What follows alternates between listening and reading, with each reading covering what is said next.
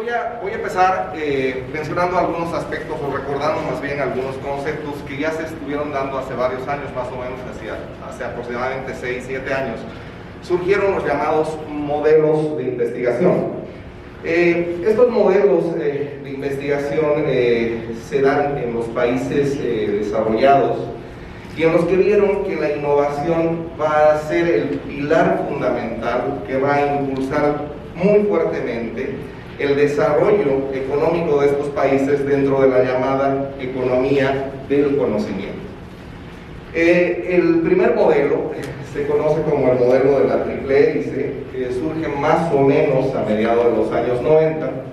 Y en este modelo lo que se promueve es que para que se acelere el proceso de innovación, deben de participar tres actores de la sociedad en un modelo virtuoso, en un círculo virtuoso, en un aspecto sinérgico. Estos tres entes son las instituciones educativas, que son las que investigan, el sector productivo, que es el que va a producir los bienes y servicios, y el gobierno o los gobiernos, que son los que van a establecer las políticas y van a regular los mercados. El 2009 surge, a esta triple hélice le añade una cuarta hélice, y a partir del 2016 más o menos empieza a tomar más fuerza este modelo, y esta cuarta hélice es la sociedad misma. Primera, como un actor que va a demandar qué es lo que ella quiere, los bienes y servicios, y por otro lado como el ente que se va a beneficiar con los diferentes elementos positivos que se van generando dentro del ecosistema de innovación. Dentro de estos modelos voy a presentarles, dentro de este modelo les voy a presentar un caso de éxito.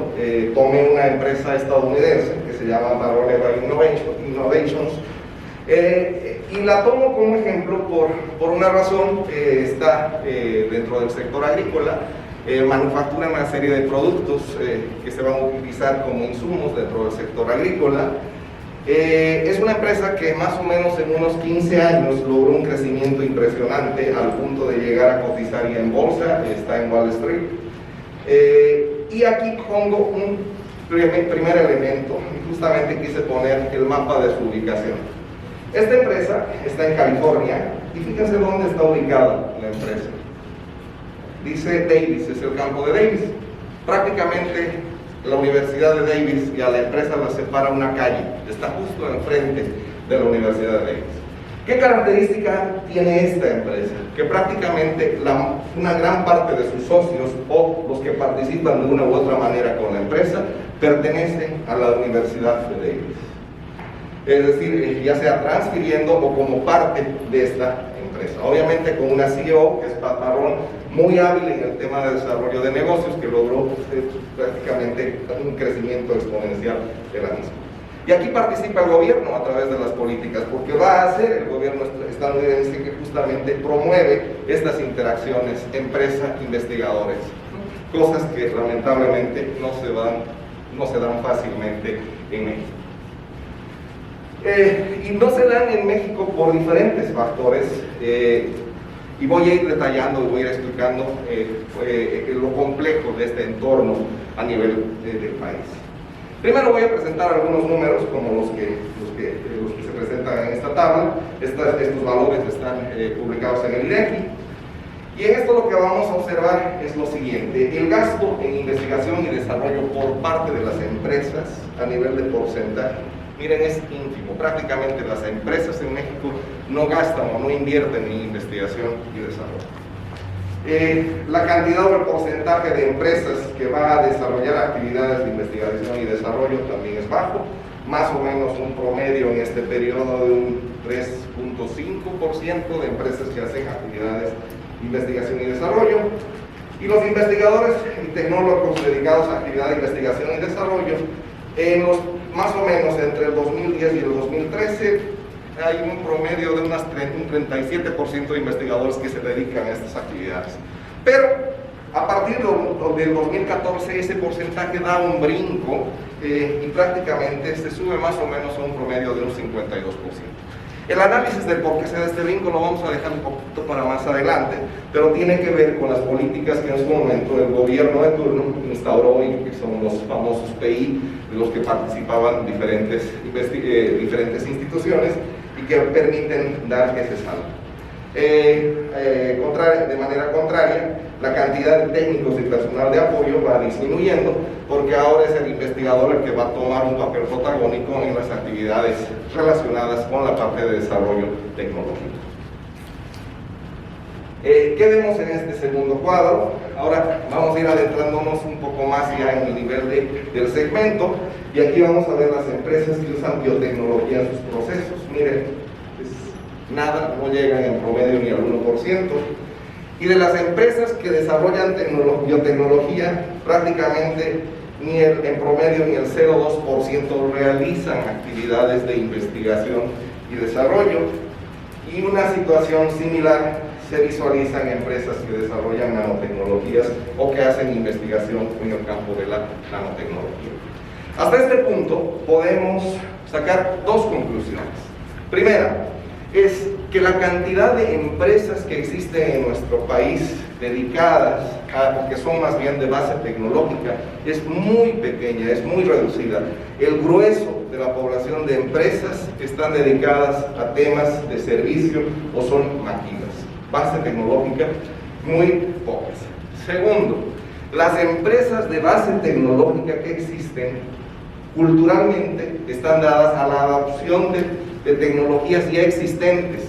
Llámese reproducir patentes que ya están vencidas, llámese comprar tecnología que ya está disponible en el extranjero, pero no desarrollar su propia tecnología. Los números son muy claros. Entonces, francamente, a nivel empresarial no hay una cultura para el tema de la innovación. Vamos a ver un último cuadro con algunos números, y aquí lo que vamos a observar son los beneficios del tema de la innovación. Empresas que realizaron proyectos de innovación, estos son datos bienales, y aquí hay un dato interesante en la última columna. Van a ver, se presentan nada más del año 2016. Quiere decir que para ser comparables faltarían datos del año 2017, que todavía no los presenta el INEGI, pero esperaríamos que este dato se fuera duplicando. Entonces, los indicadores que se van a ver aquí podríamos decir que son de alguna manera, o que la tendencia es el doble, y marcan que hay una cantidad creciente de empresas que van realizando innovación. Empresas que introducen al mercado un nuevo producto también va en ascenso. Y aquí quiero centrar su atención en lo siguiente: ingresos de empresas innovadoras, estos ya son beneficios derivados de nuevos productos, 21.8%, podríamos decir que podría llegar al 44% que incrementaron si consideramos el dato bienal. Pero, sin embargo, ¿qué pasa con las empresas innovadoras derivados de productos significativamente mejorados? Podríamos decir que su nivel de ingresos podría mejorar o mejoró en un 88%. ¿Qué nos están diciendo estos números? Y nos lleva a la tercera conclusión. Estos números lo que nos están indicando es que las empresas no les gusta arriesgar en innovaciones de tipo disruptivo, en cosas que sean realmente nuevas. Eso lleva un mayor riesgo, mayor cantidad de dinero, porque el resultado es incierto. A lo que sí están dispuestos a realizar las empresas, digamos, son innovaciones de mejora, fundamentalmente, que no es malo. Ya se ve un entorno que va a mejorar la economía del sector, y en general eso va a tener un efecto multiplicador, como veremos más adelante. Bien. Otro número que les quería decir, una cuarta conclusión de todo este análisis del tema de los investigadores que veíamos antes, tiene que ver con lo siguiente, es decir, si hay políticas adecuadas por parte de los gobiernos, sí se puede cambiar el entorno de innovación o el ecosistema de innovación. Los números los presenta el propio INEGI y sí se ven tendencias claras. Hubo en su momento empresas que estaban decidiendo apostarle más a la innovación.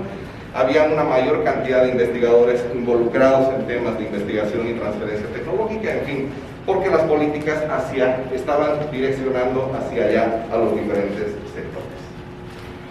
Ahora bien, hice el análisis del tema empresa. Vamos a cambiar ahora el escenario y vamos a hacer un ejercicio de autocrítica a nivel de la academia y cuáles son los principales factores que muchas veces nos limitan desarrollar o hacer la transferencia tecnológica hacia el sector productivo. El primero de ellos, y se me hace muy importante, es el grado de madurez tecnológica hasta donde se llega con las investigaciones que se dan en la academia. Y para ello les voy a dar, la NASA desarrolló esta escala de grado de madurez tecnológica, se llama TRL, que tiene que ver con las diferentes etapas hasta que una tecnología puede llegar a ver el mercado. Y generalmente, en los centros de investigación, en las universidades, con dificultad llegamos a TRL4, TRL5, es decir, como a la mitad, pero no llegamos más allá. Y fíjense los problemas que se dan. Por cuestiones de confidencialidad, no voy a dar mayores referencias, ni voy a dar nombres, pero sí les voy a presentar algunos ejemplos. El primero de ellos es de un colega de una institución que me dice: mira, sé que estás involucrado en estos temas de transferencias, que hay una empresa con la que estás trabajando que es muy proclive a adoptar nuevas tecnologías, y tengo un productazo que seguramente les va a servir mucho, les va a ayudar y sería bueno transferírselas. Estamos muy interesados en ello. Fíjate que tenemos un factor de transcripción que, aplicada a la planta, le ayuda a desarrollar una tolerancia al estrés abiótico, principalmente al calor, con resultados espectaculares. Además, esta tecnología está patentada, lo cual les va a conferir, o les conferiría como empresa, una ventaja, ¿no?, de monopolio. Todas esas son las ventajas que el colega me enseñó. Yo nada más le hice dos preguntas y le digo, bueno, más bien dos requerimientos. Le digo: muy bien, con todo gusto ayudo en el proceso, nada más que para poder avanzar necesito dos datos. Uno, dime, ¿cuál es la dosis que funciona o que requieres a nivel de campo? Y dos, ¿cuánto cuesta producir esa dosis?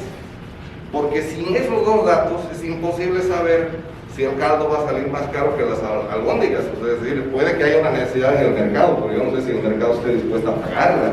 Y entonces de entrada puedo saber si este desarrollo, por más espectacular que se vea, va a poder ser negocio o no.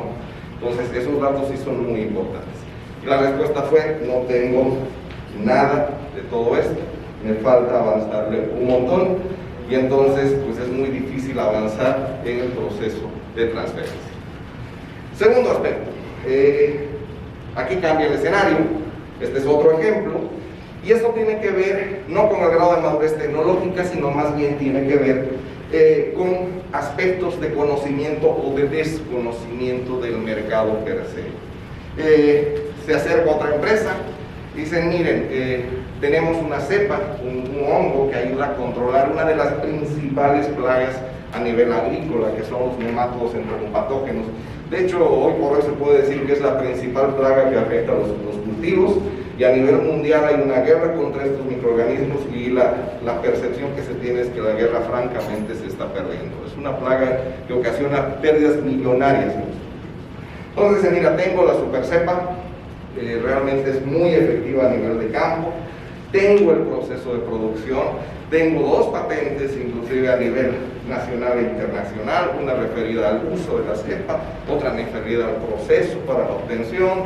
En fin, todo está muy bien protegido, todo suena muy bien, el grado de desarrollo se tienen los números, se tienen los valores, en fin, se ve muy bien. Sin embargo, ¿qué pasa? La tecnología está desarrollada para la producción del hongo en fermentación líquida, ¿sí?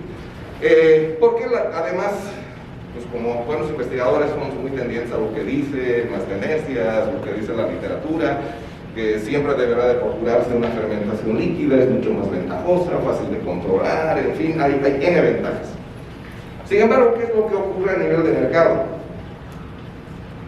Esta empresa exporta, y entonces si se tiene una formulación líquida, es prácticamente transportar agua a otros mercados, a mercados internacionales.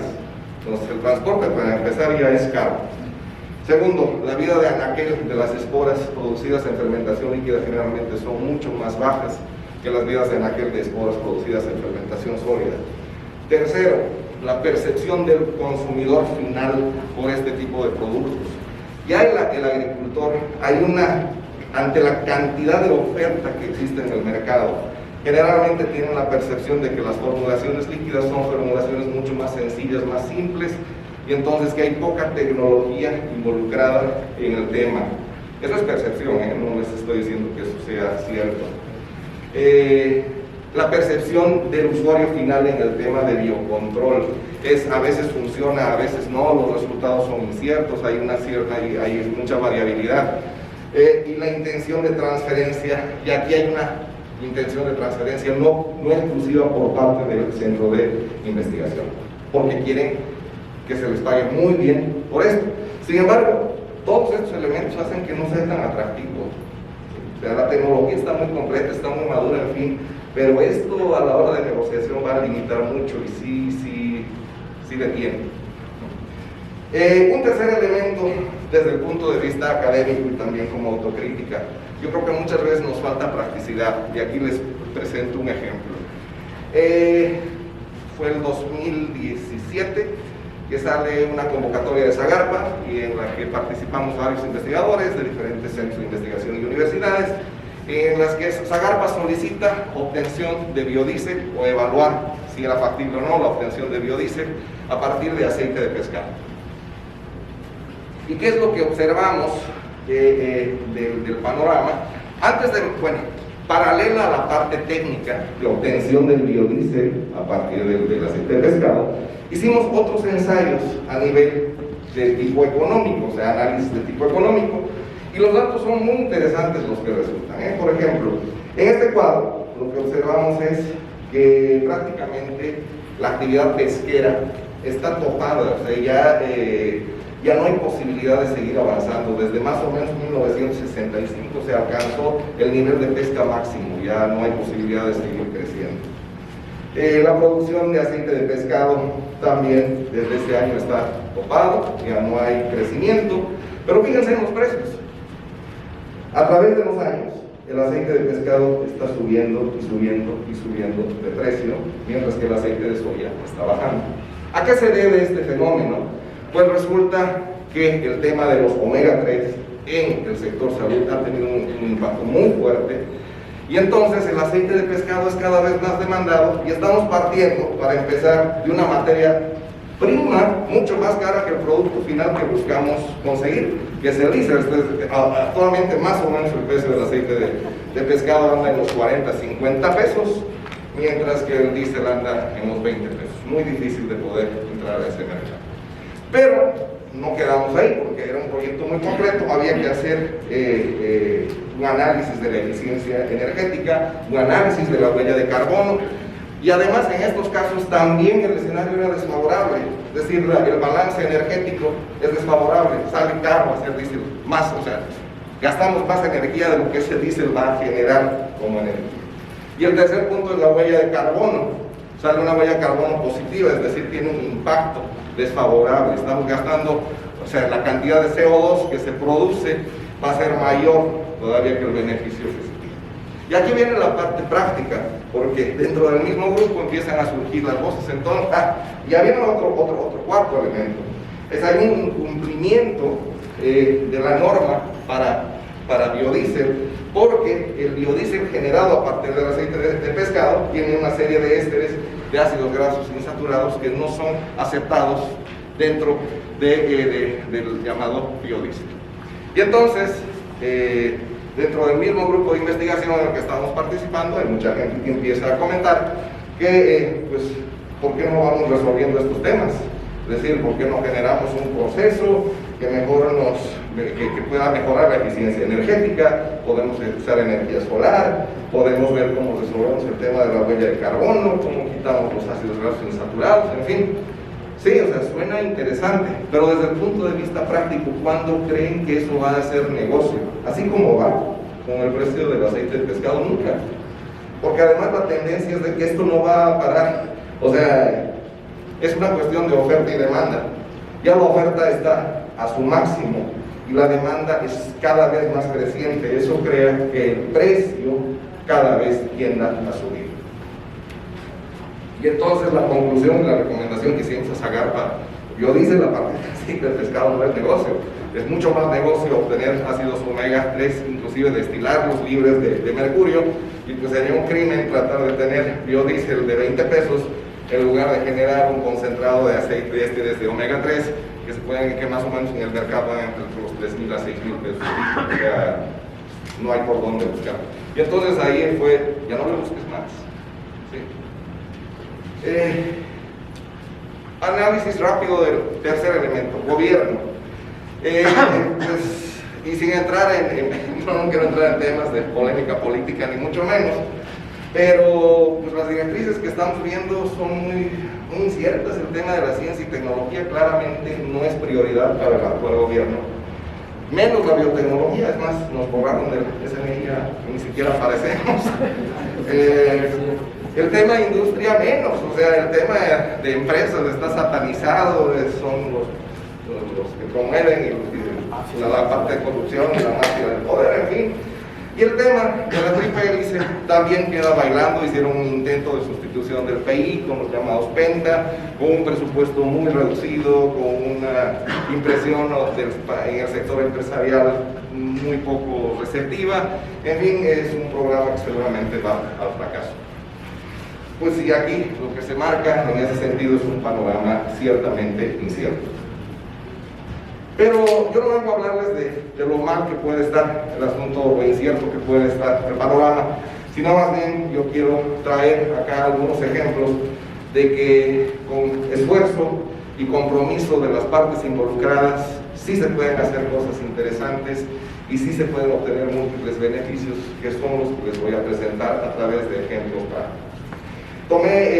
Agarré como ejemplo el caso de una empresa 100% mexicana, es Innova Global, es una empresa de Chihuahua, y voy a presentarles los siguientes ejemplos. No es el binomio academia-empresa para la innovación de nuevos procesos y productos, el binomio para elucidar los modos de acción de los productos de esta empresa, el estudio de efectos de sus productos a nivel de plantas y su entorno, el binomio como medio para el posicionamiento de la empresa y los centros de investigación o universidades que participan del mismo, y además el binomio para la competitividad de todos los participantes con los números con los que voy a finalizar.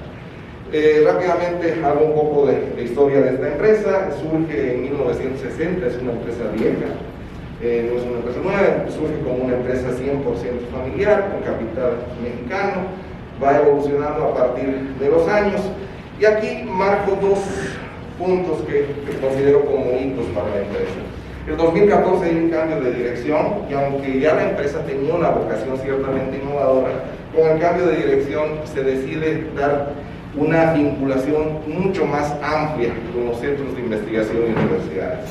Este año empezamos a participar CIAT, CIATEC como centros de investigación, algunos proyectos con la Universidad de Colorado, y un otro hito es el año 2018, en el cual la empresa amplía sus capacidades de investigación, hace sus propios laboratorios, una inversión muy importante con tecnología de punta, y se contratan también investigadores con los cuales es mucho más fácil coordinar la labor de investigación y desarrollo.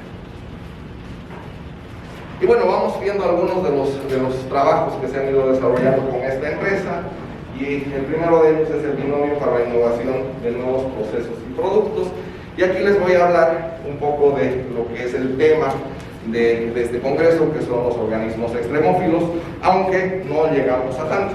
Voy a hablarles de microorganismos aislados del desierto de Sonora, que les gusta bastante el calorcito, pero no por eso podemos decir que son extremófilos. Se hicieron colectas en los puntos de mayor temperaturas registradas en diferentes partes del desierto de Sonora. En verano más o menos las temperaturas que se alcanzan son de 49 grados centígrados. En el caso del desierto de Altar y el Pinacate hubieron temperaturas hasta de 56 grados centígrados en algunos récords históricos. Y ahí se hicieron colectas de microorganismos en un proyecto del cual comentaba la doctora Rossi, que dio lugar a una asociación estratégica para la innovación que se llama Aprovechamiento de la Biodiversidad Microbiana de Zonas Cálidas. Y el primer ejemplo aquí surge de la siguiente observación.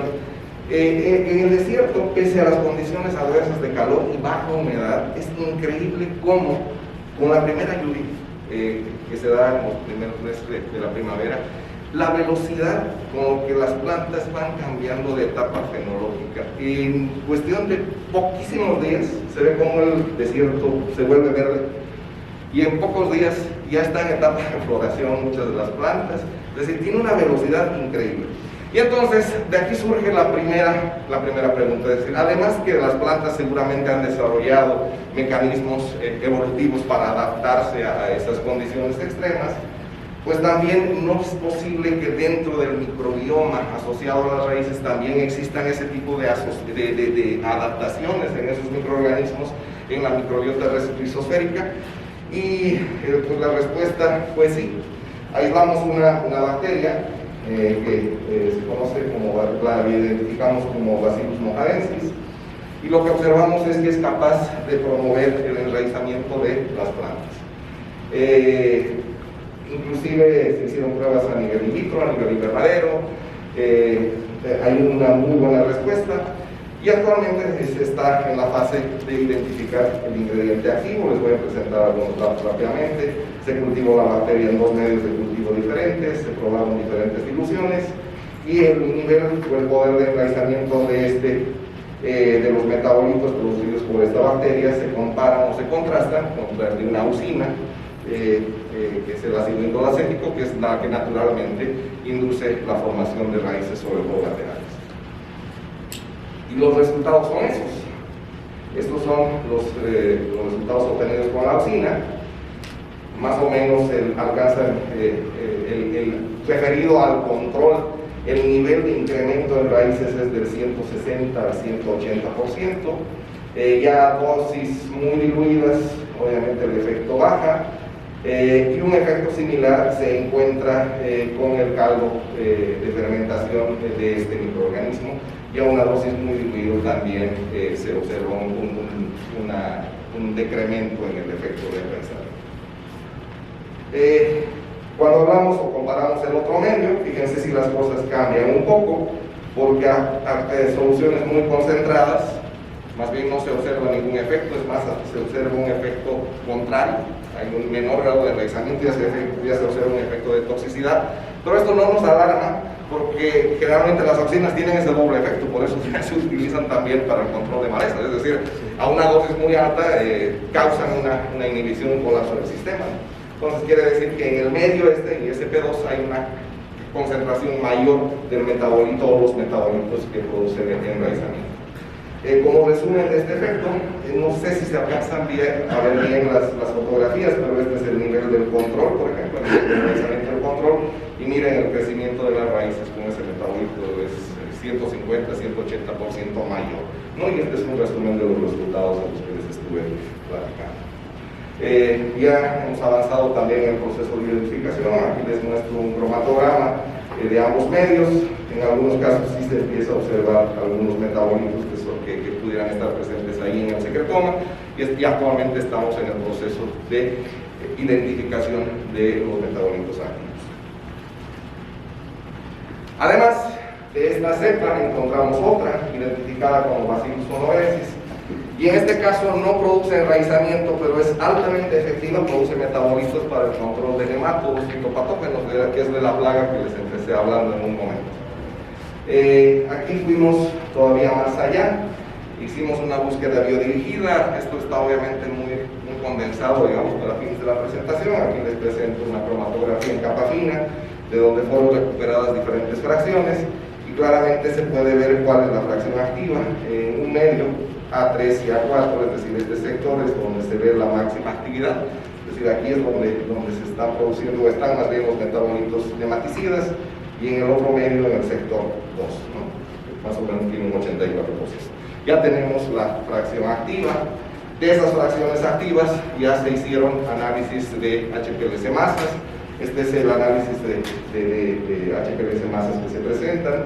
La fracción A3, esta, presenta una serie de compuestos. Entonces estamos hablando de que no es un metabolito, son varios que están presentes ahí y que tienen estos pesos moleculares.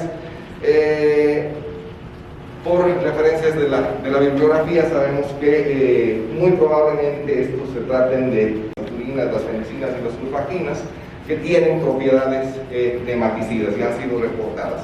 Lo que nos llama la atención es que generalmente estas moléculas tienen pesos, los que están reportados tienen pesos moleculares más altos, y en este caso no observamos esos pesos moleculares, lo que nos lleva a pensar de que pudieran ser moléculas nuevas. La naturaleza peptídica se confirmó a través de una placa, en este caso la revelamos con inhidrina, que es altamente sensible a la presencia de material peptídico. Además, se hicieron con estos metabolitos ya pruebas a nivel de invernadero y a nivel de campo, y algo que observamos es que se tienen efectos muy buenos prácticamente a nivel de controles químicos que se usaron, que ya se utilizan a nivel comercial, muy buenos efectos. Y aquí hay algo bien importante a destacar: generalmente en este tipo de moléculas a nivel in vitro pueden funcionar fungicidas, nematicidas, bactericidas, en fin, todos los IDAs a nivel in vitro pueden funcionar de manera espectacular. Más o menos el 90% de todos los candidatos se caen cuando pasan a la etapa de prueba de campo o a la prueba de invernadero. ¿Por qué? Por diferentes factores, ¿no? Es decir, son termolábiles, la propia microbiota del suelo trata más bien procede a degradarlos, los utiliza como fuente de carbono y nitrógeno, en fin, lo que nos está indicando que son compuestos estables y tienen una buena efectividad biológica. Y aquí viene, y aprovecho para comentar algo que también como autocrítica a nivel de academia nos falta, es el sentido del timing, el sentido de dónde estar, cuándo estar. Todavía nos falta para identificar las moléculas, o sea, si hay un camino por recorrer. Nos falta llegar a hacer las pruebas para tener la certeza, los modos de acción, en fin, si hay un camino por recorrer. Y luego viene la parte de registros, que no es tarea fácil, en fin, es una tarea ardua. Y eso seguramente estamos más o menos de que este producto pudiera salir al mercado unos 5 años, nada más para que tengan idea de lo que falta. Pero, ¿qué es lo que estamos haciendo actualmente? Tenemos 3 cepas, estas 2 nativas del desierto sonoro y esta otra que tenía la empresa, que resulta que sabemos que producen metabolitos, pero cuando utilizamos los microorganismos per se en una formulación, también se tienen resultados, o obtuvimos resultados espectaculares, prácticamente idénticos a los del control químico. Entonces, esta formulación es mucho más fácil de llevar al mercado, y esta formulación prácticamente ya está en etapa precomercial. Es decir, este año justamente ya se están corriendo pruebas precomerciales, y mientras los metabolitos seguramente entrarán como un producto de reemplazo a futuro, como una alternativa dentro de un paquete tecnológico. El siguiente punto es el binomio para elucidar el modo de acción de los productos. Algo interesante que nos tocó cuando llegamos a contactar a esta empresa es que tiene una serie de productos que ya los fueron desarrollando con resultados a nivel de campo. O sea, la efectividad biológica de los productos que tiene esta empresa a nivel de campo realmente son muy buenos.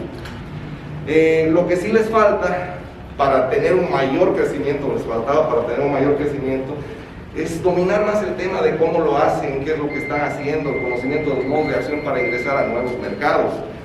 Y en ese sentido es que se hicieron validaciones, digamos, de los modos de acción. Este es uno de los productos que comercializa la empresa cuando es aplicado en tomate, o en este caso, por ejemplo, en pimientos.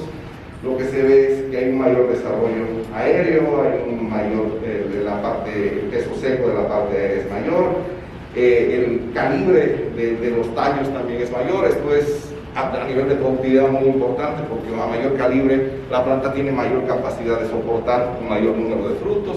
En fin, a nivel de efectividad biológica se tienen datos contundentes y muy buenos.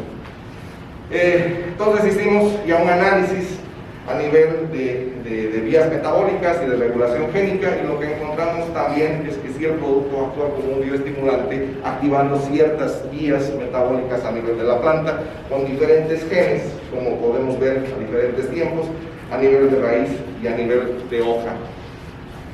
Estos genes están involucrados en la parte de producción endógena de auxinas, en el transporte polar de auxinas, en la diferenciación de tejidos, en la elongación, y en la parte de tolerancia al estrés oxidativo, y prácticamente todos esos genes de alguna manera ayudan y encajan perfectamente a explicar el resultado fenotípico. Es decir, hay una correspondencia entre lo que se observa a nivel genotípico con los resultados a nivel fenotípico. Parecería poco, pero para la empresa esto le significó abrir nuevos mercados, poder acceder a nuevos mercados, entre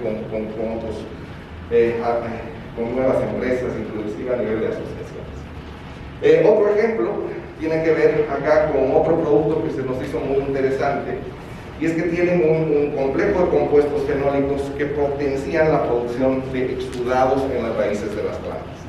Y para que visualicen un poco la importancia de los exudados a nivel de las plantas, para los que no conocen, resulta que las plantas naturalmente empiezan a segregar a través de sus raíces una serie de compuestos con los que buscan atraer a la microbiota benéfica. Esta labor la realizan las plantas porque lo que se vio a través del proceso evolutivo es que esa sociedad planta-microorganismo es una sociedad simbionte, es decir, ambos se benefician. Los microorganismos le entregan una serie de beneficios a la planta y esta a su vez les regresa a los microorganismos nutrientes, entonces pueden crecer y cumplir mejor sus labores cada uno de ellos. Miren, les decía que este complejo tiene la capacidad de promover una mayor exudación a nivel de raíces. Este es un experimento que se hizo con dióxido de carbono marcado con carbono 14. Las plantas estaban combinadas en ese ambiente, entonces el proceso fotosintético integró el dióxido de carbono a los diferentes fotosintatos, y lo que se midió es la cantidad o la actividad de carbono 14 a nivel de suelo. Miren, lo que se observó es que con el tratamiento la cantidad de exudados o de carbono 14 en el suelo fue el doble comparado con el control. Entonces, efectivamente, este material tiene esa capacidad de actuar como un enhancer o un potenciador de los exudados, que podemos compararlos con los llamados prebióticos dentro de la salud humana y lo que está tan de moda a nivel de microbiota intestinal. Por otro lado, también tienen colecciones de microorganismos muy interesantes, y en este caso utilizan un consorcio microbiano benéfico, que es utilizado como probiótico, conformado por diferentes cepas que ayudan a la solubilización de diferentes nutrientes, en este caso fósforo, en algunos casos, promueven el crecimiento de las plantas, o también producen auxinas que van a ayudar al desarrollo de las raíces. Además, entra un tercer elemento, que es el tema de los posbióticos, que es un área emergente del conocimiento, y los estudios sugieren que los posbióticos juegan un papel muy importante a nivel de desarrollo de las plantas, pero también dentro de los mecanismos de defensa de las plantas contra los patógenos. Y aquí surge la pregunta, es decir, varias preguntas, pero era cómo poder demostrar o responder a cada una de ellas. ¿Qué pasa cuando se juntan estos tres elementos dentro de un solo producto, que es el que tiene desarrollado la empresa? ¿Cómo pueden afectar la suma de estos tres a la microbiota rizosférica? La segunda pregunta es si la aplicación conjunta de estos tres elementos puede tener un efecto simbiótico o no. Y la otra es si los microorganismos de ese consorcio pueden modular la producción de metabolitos en los exudados a través de un mecanismo que acaba de conocerse, salió publicado justamente en febrero del 2020, que se conoce como SILEM. Es decir, los microorganismos hacen que la planta produzca de manera específica algunos metabolitos que necesita para su mejor desarrollo o defensa. Para ello se desarrollaron algunos ensayos. Corremos un ensayo muy controlado, pero a nivel de campo, en Chihuahua, utilizando como modelo de estudio plantas de Chile, de la variedad chilaca. Esas son las características del suelo. Estos son los tratamientos que se aplicaron o que se evaluaron: un control simplemente suelo, sin plantas, libre de todo material vegetal. Un cultivo bajo manejo convencional, estrictamente convencional, de fertilización, un manejo orgánico, es decir, se prescindió del uso de fertilizantes sintéticos, el mismo manejo convencional al que se le agregó el promotor de exudados, el potenciador de exudados, y el manejo convencional al que se le adicionó el potenciador de exudados y el consorcio de microorganismos benéficos. Y los resultados que se obtuvieron fueron estos, y la verdad muy interesantes. Este es el perfil de microorganismos, en este caso de bacterias a nivel de especie en el suelo. Coincide plenamente con lo que dice la literatura. El suelo es muy rico, es muy diverso en diferentes microorganismos, en este caso de bacterias, tiene una gran diversidad. Recuerden que cada barra, cada color representa una especie en particular, una clase en particular. Hasta aquí íbamos bastante bien. Luego, con el manejo convencional también vamos de acuerdo a lo que ya está descrito por la literatura. Dice el cultivo de alguna manera hace que se modifique el microbioma, porque la planta empieza a hacer una selección de los microorganismos con los que ella quiere asociarse, y claramente los perfiles se ven diferentes. Sin embargo, cuando vemos el manejo convencional con el manejo orgánico, los perfiles también son francamente diferentes, es decir, depende de cómo se cultiven, todo influencia a nivel de microbioma. Cuando se añadió al manejo convencional el promotor de exudados y el consorcio, estos perfiles empiezan a aproximarse, se empiezan a parecer a lo que obtuvimos bajo el manejo orgánico. ¿A qué nos lleva todo esto? Es que la planta produce exudados porque necesita algo. Sin embargo, en el manejo convencional normalmente se procura darle todo lo que la planta necesita. Es decir, la planta no necesita producir demasiados exudados, va a regular esa actividad. Sin embargo, con el promotor de exudados estamos obligando a que la planta produzca más exudados, y con esa mayor producción de exudados se obtiene una mayor diversidad, ¿no? Algo similar ocurrió en el tema de hongos. No voy a entrar en detalle por cuestiones de tiempo. Y estos datos de biodiversidad traducidos en índices podemos ver acá. De manera rápida podemos comentar que mientras más alta la barra es mejor a nivel de biodiversidad. Y en este caso les presento dos índices alfa de biodiversidad. El primero de ellos es un índice de dominancia. Esto nos indica qué tan equilibrado está el suelo, es decir, si todas las poblaciones más o menos están en las mismas proporciones, o francamente hay alguna población que esté en mayor cantidad. Y como veíamos, el 2, que es el manejo convencional, hay una especie que es dominante, que es esta, ¿no? Sin embargo, con la adición de los diferentes componentes de los diferentes productos, pues cada vez se va acercando más hacia la diversidad de lo que se obtuvo en el cultivo orgánico. Lo mismo a nivel del otro índice alfa, que es el índice de Shannon, que aquí nos dice la cantidad de especies diferentes que están presentes en ese suelo. En este caso, en el suelo como tal, si libre de especies vegetales, se obtiene el máximo índice de biodiversidad. Esta biodiversidad se va perdiendo en el manejo convencional y se va recuperando con el manejo orgánico y la adición de los productos que les estaba comentando. Mismo caso con el tema de hongos, ya no voy a entrar en detalles. Algunos otros datos de interés. Esto se hizo una medición de UPCR de la cantidad de material genético perteneciente a bacterias y material procedente de hongos, y algo que observamos es que en el manejo convencional hay un desbalance entre la cantidad de bacterias y hongos, o sea, más o menos hay 50, 60 bacterias por cada hongo, mientras que en el manejo orgánico esa proporción está mucho más equilibrada, hay más o menos 4 o 5 bacterias por cada hongo, y esa proporción además puede revertirse cuando el manejo convencional es adicionado con los productos que queríamos o que están bajo estudio. Todo eso puede ser increíblemente bueno, a nivel científico suena muy bien. Sin embargo, ya a nivel del productor, del usuario final, no tendría ningún sentido que su microbiota sea biodiversa, que esté muy activa, etc., si eso no se traduce a nivel de productividad. Y lo que observamos que es la aplicación de ese tratamiento en el manejo convencional permitió incrementar un 17% el rendimiento en Chile y además mejorar en un 27% la calidad, el calibre de los frutos, ¿no? Entonces sí tuvo un efecto interesante. También ayudamos a la empresa a explicar de manera ya mucho más global el proceso que se está dando en lo que hemos venido a denominar un bioestimulante integrativo, es decir, que contempla una serie de factores, no es nada más uno. Aquí, por ejemplo, el complejo de compuestos fenólicos, que es el potenciador de la producción de exudados. ¿Qué es lo que va a ocasionar? Por un lado, va a favorecer el desarrollo de la microbiota benéfica nativa del suelo. Por otro lado, ayuda a la colonización del consorcio microbiano que está siendo añadido.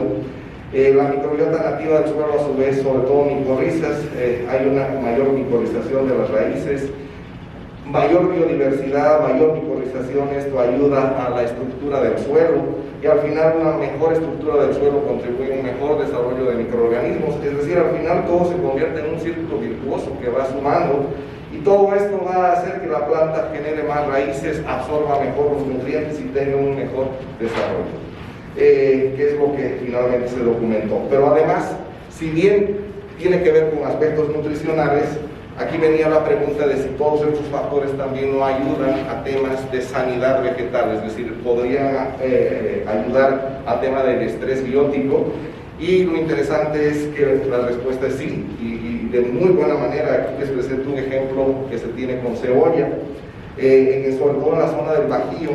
Hay una llamada pudrición blanca del ajo y de la cebolla que es catastrófica para los agricultores, o sea, donde se presenta empieza un manchón y tiende a acabar con el cultivo completo. No hay un producto que sea realmente efectivo para tratar este problema, y lo que hacen los agricultores es prácticamente abandonar las parcelas, es decir, ir saltando y saltando y saltando, y van abandonando las tierras. Eso por todos los problemas que ello conlleva. ¿Qué es lo que observamos? Es que este producto prácticamente permite, en un surco, miren, se tienen cebollas sanas y cebollas enfermas. ¿Y cuál fue la única razón de que hubieran que se presentara enfermedad? Que los goteros en esa parte donde se estaba aplicando el producto estaban tapados, y donde no se aplicó el producto se dio la enfermedad. Lo interesante es que la enfermedad no logró avanzar, o sea, no logró pasar a las plantas vecinas, prácticamente pudo contenerse in situ, ¿no? Entonces quiere decir que también por fenómenos de competencia, de antibiosis, está funcionando para el control de enfermedades y para el tema de estrés biótico. Y aquí termino, digamos, la parte de todo lo que se ha venido haciendo a nivel de trabajo. Son algunos de los trabajos, la verdad es que hay muchos más proyectos en los que se están trabajando. Pero aquí quiero entrar en resultados a nivel de posicionamiento de la empresa y de los centros de investigación. Una gran parte de estos trabajos han sido presentados en diferentes eventos, en ponencias, en eventos internacionales. Está permitiendo la publicación de artículos científicos, y aquí es donde empieza el ganar-ganar. O sea, la empresa va ganando presencia internacional, los centros de investigación, las universidades también van ganando presencia internacional, y actualmente ya tenemos inclusive invitaciones para participar en foros. Por ejemplo, el último fue un evento que nos invitaron en Suiza para participar dentro de un foro de manejo sustentable, de manera directa, otro en el Congreso de Fertilizantes que se llevó a cabo en Brasil. En fin, yo creo que todos los participantes aquí van ganando. Hablemos ahora del binomio y la competitividad de la empresa. Miren, les voy a presentar cifras en las cuales pues son muy interesantes para la empresa, sin que esto quiera decir que la asociación con los centros de investigación y todo esto sea el único factor que está permitiendo crecer la empresa.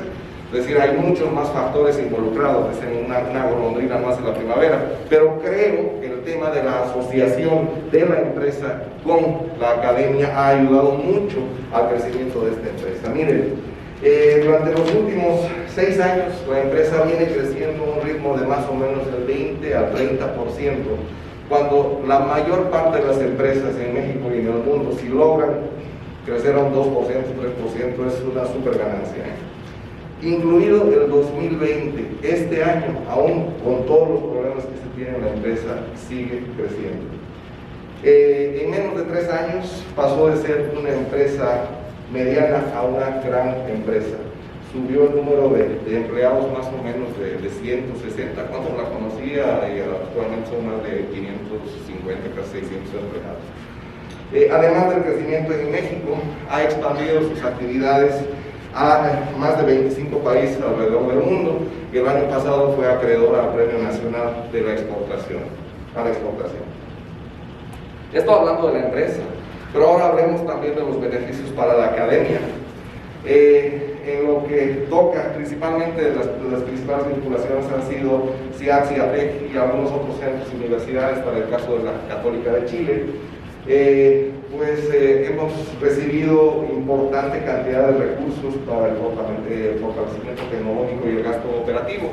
Solamente con esta empresa podemos comentarles que hemos tenido 9 proyectos del PI, un megaproyecto de estímulos fiscales por varios millones de pesos, y actualmente la empresa tiene 8 proyectos que está pagando con capital íntegramente propio.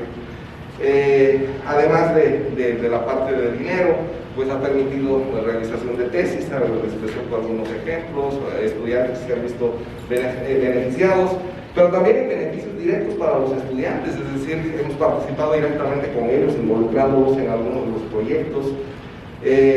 Incorporación de maestros y doctores a la industria, tenemos casos de postdoctorantes que estaban por ejemplo, en el CIATEC, que actualmente son parte del centro de investigación de la empresa.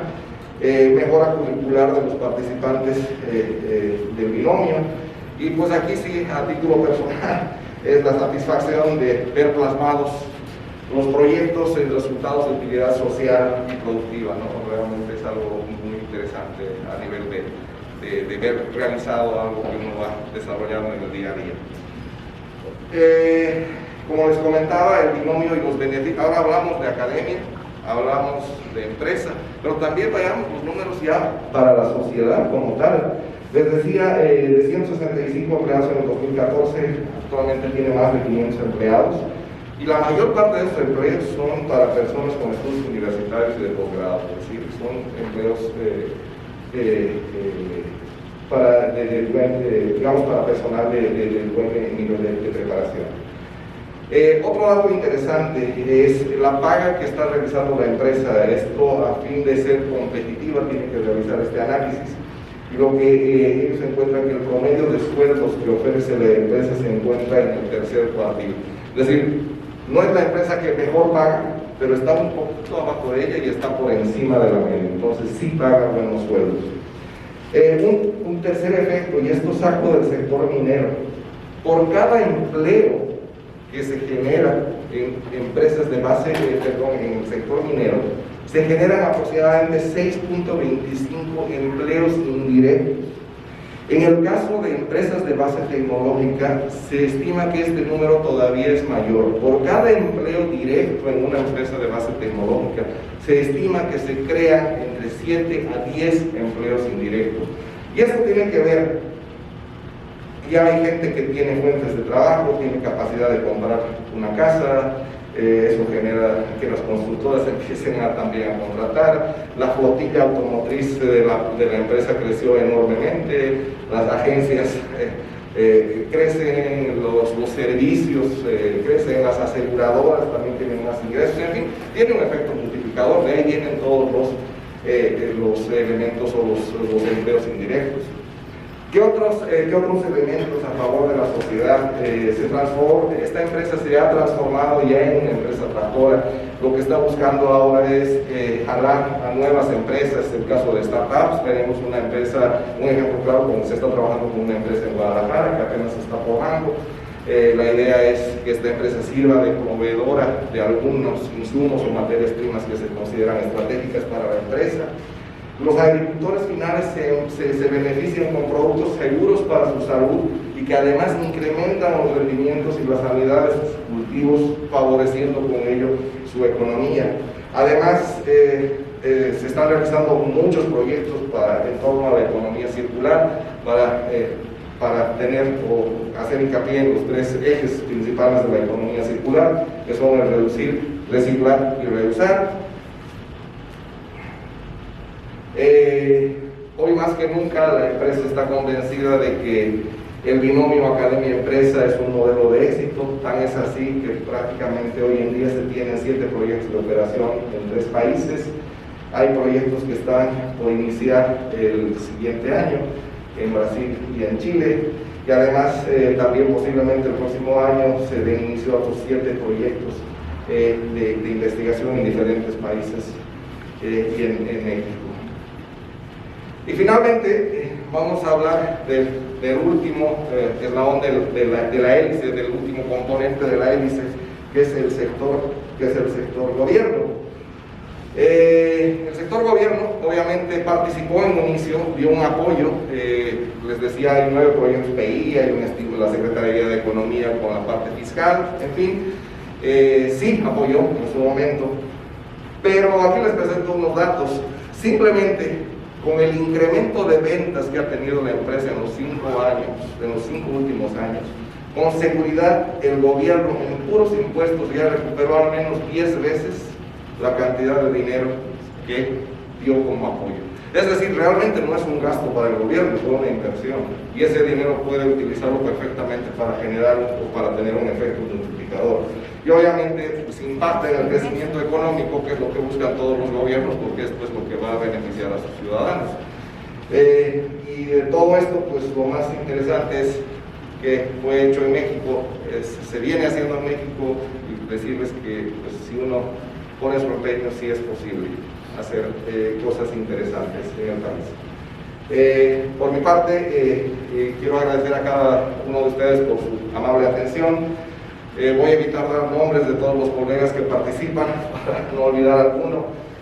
Simplemente mencionar a los investigadores, colegas de la empresa Innova Global, a investigadores, colegas de la Universidad y del CIATEC y de la Universidad Católica de Chile por todo el apoyo que nos brindan, y simplemente dejarles estas dos frases de un escritor, filósofo, matemático lógico británico, que dice que los científicos, Bertrand Russell, que dice que los científicos se esfuerzan por hacer posible lo imposible y los políticos por hacer imposible lo posible. Y finalmente también citar a Hermann Hesse, otro poeta, escritor alemán, que dice que para que pueda surgir lo posible es preciso intentar una y otra vez lo imposible. Muchas gracias.